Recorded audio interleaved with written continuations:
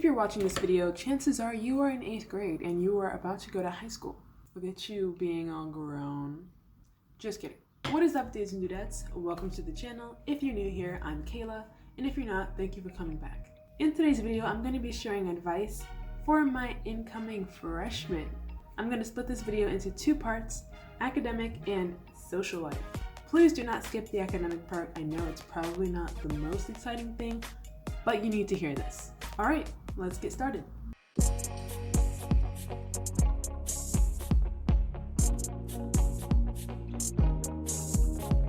Okay, so my first piece of advice for the academic side of things is to start well now.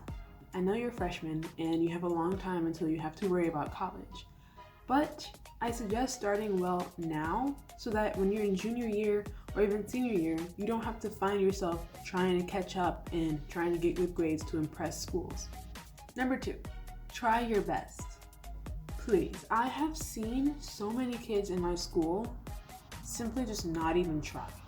And it really, it breaks my heart because these are kids that I know are actually really smart. And if they actually applied themselves, they would do very well. And the funny part is they can debate why schoolwork is pointless so well. And I'm sitting over here like, if you can debate it that well and you can string together a cohesive argument that well, then why can't you just put that energy towards your actual schoolwork? You know what I'm saying? Please just try your best. Getting good grades does not help anybody but you. I said what I said. No one should care more about your grades than you do, okay? You're literally only hurting yourself if you slack off and decide not to study, which is stupid because you can do it. Repeat after me. I can do it. All right? Number 3, do not be afraid to ask for help.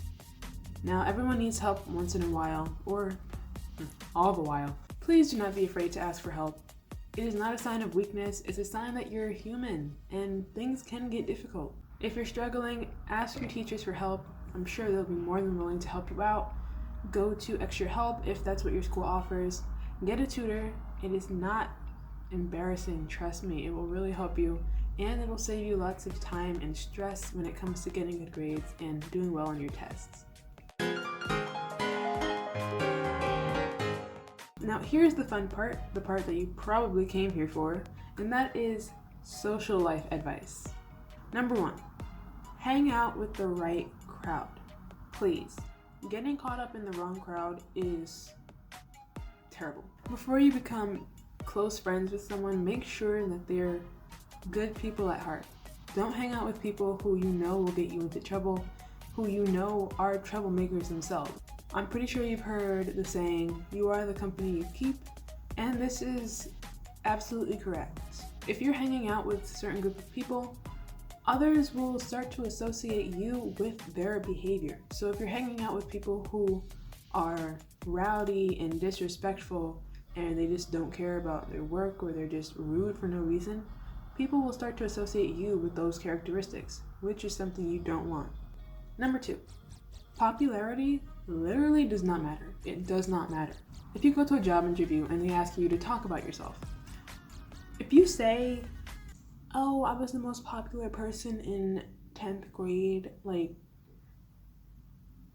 no one cares. Jobs do not care about that.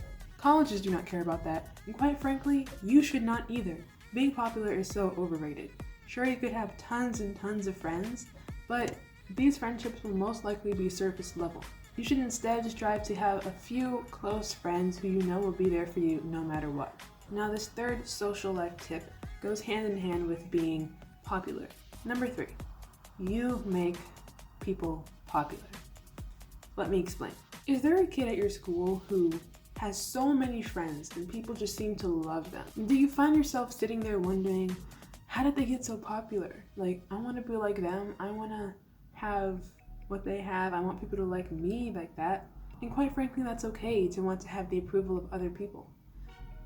But think about why you think they're popular. Personally, at lunchtime, due to my schedule, I sit with one of my close friends, so it's just us two at lunch, And we'd be talking and laughing and having great conversations. And then we'd trail off and then have our little silent time, right? And so we're just looking around, observing everyone else in the cafeteria. And there is this row of tables, like towards the middle of the cafeteria. And it seems like everyone there knows each other, right? It seems like everyone there is friends and they just get along. Everyone loves them, like they're hyped up and everything. And I would think to myself, how are those people so popular? But then I would catch myself and I would be like, what makes me think they're popular? Just because they all happen to know each other? Like, I realized I'm the one projecting that popularity onto them. I'm the one giving them that title. No one can give them that title except for me, in my mind. So you have to change your perspective and stop giving people power. Number 4, no one is better than you. This is something that I really am glad I realized this year, because it will definitely change how you interact with other people and how you view yourself in comparison to other people. No one is better than you, no matter how much you think they may be out of your league, how attractive they are. We all have the same inherent value, okay? We are all children of God. God loves us and He made us all equally. So no one has the upper hand. No one is inherently better than you. So once you start thinking about that, once you start putting it in that perspective, you won't let people intimidate you, really. In the movies, there are people who are like, oh my gosh, I can't talk to that person because they're so out of my league. They're the popular person, again, with the popularity. They're the popular person, so I can't talk to them because who am I? Girl, stop. Stop. You and them are on the same level. You just have to start thinking like it, all right? This goes hand in hand with self-esteem. And once you start realizing that and start acting in that belief, your relationships will actually get better, because when you realize that everyone is on the same level, everyone has different gifts and talents and things that make them unique and beautiful, and you just become more accepting of that and accepting of yourself. Number 5, people will change. Now, there is a chance that you will go to the same high school as some of your middle school friends, and that's great. It's great to go to a new place already having a foundation and already having a group of friends that you can hang with and get to know the school with. I just want you to be prepared for any changes that might happen, because changes will happen. It's part of life. No one is going to stay the same. You will realize this. And I'm not saying this to scare you, because change is not always a bad thing.